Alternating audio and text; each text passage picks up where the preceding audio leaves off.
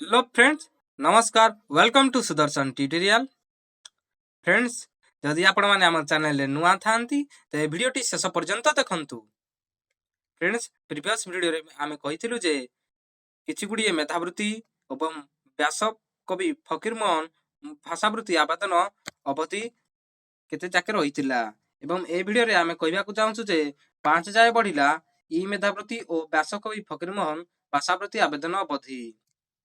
उच्चशिक्षा विभाग पक्षर ई मेधावृत्ति और व्यासपकी फकीरमोहन भाषावृत्ति आवेदन अवधि को उच्चशिक्षा विभाग पक्षर वृद्धि करा जायछि।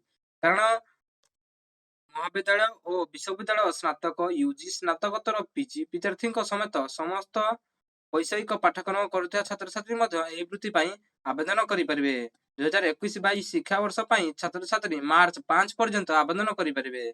ऑनलाइन आवेदन करेंगे छात्र छात्री विद्यार्थी www.scholarship.odisha.gov in लॉगिन करी आवेदन गुड़िक करेंगे।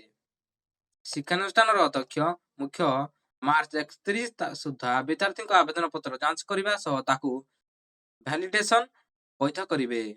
स्नातक छात्र छात्री वार्षिक 5,000 लेखाएं 3 वर्ष वृत्ति मिल स्नातकोत्तर विद्यार्थी को वार्षिक 10,000 हिसाब से 2 वर्ष 20,000 टंका मिल।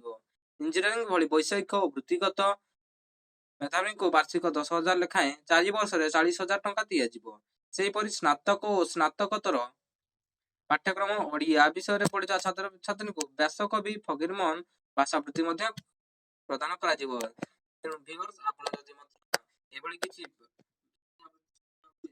चाहछंती ताले मार्च 5 तारिख पर्यंत आवेदन तारिख अछि। आपण माने मध्ये जाना सेही www.scholarship.gov.odisha in रे अप्लाई करिनंतु। Thanks for watching.